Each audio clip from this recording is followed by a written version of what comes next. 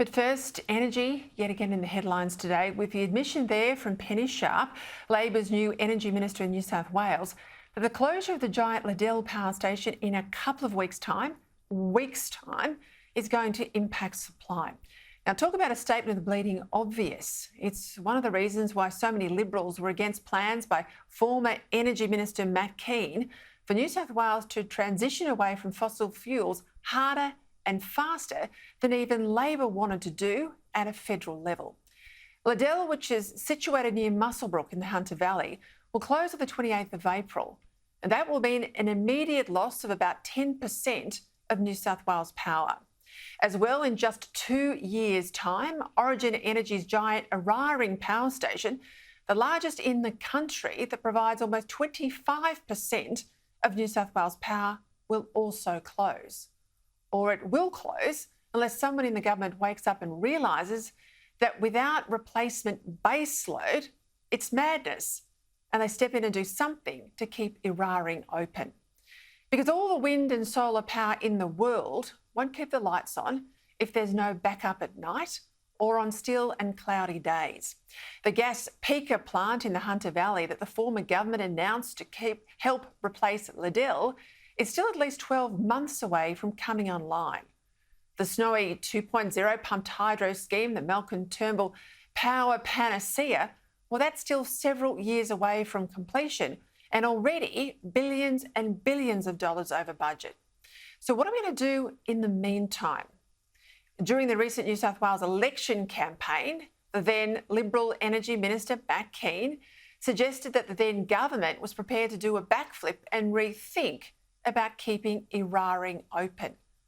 And he was then overruled by the Liberal Premier, Dominic Perrottet, worried about the Teal challenge in leafy seats.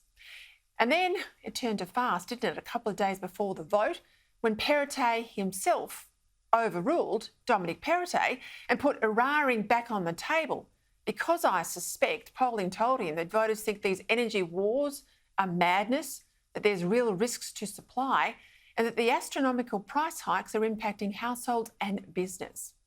Now, it didn't help either that Chris Minns, only days before election day, said that Labor would look at keeping Eraring open. Now, I suspect that's what caused the Libs to rethink their folly to let Liddell now and later Eraring close. Of course, now that Minns is the Premier, he's got to start to deliver. And that's likely why his Minister Penny Sharp was out today as the East Coast shivered its way through Easter to remind people this mess was inherited from the Liberals, and again to speculate on the possibility of keeping Eraring open. But speculation's easy, it's delivering that matters.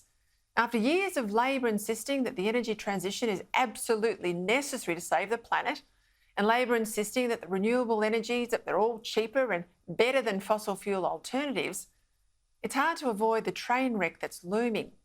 According to the Australian Energy Market Operator, or AEMO, what the energy boss at AEMO coyly calls reliability gaps, they will begin to emerge from 2025. So that's just 2 years away now. And all states would, says the market operator, breach reliability standards from 2027. Without, that is, of course, urgent investment in firming generation. Again, so says the head of our market regulator for energy. To complement, he says, our growing fleet of weather-dependent renewable generation. Now, in simple terms, that means in the absence of coal, which we're fast shutting down, we need firming generation to back up weather-dependent renewables. And that's the problem. There is just so little or no investment in so-called firming. Maybe the imminent closure of Liddell will be a reality check.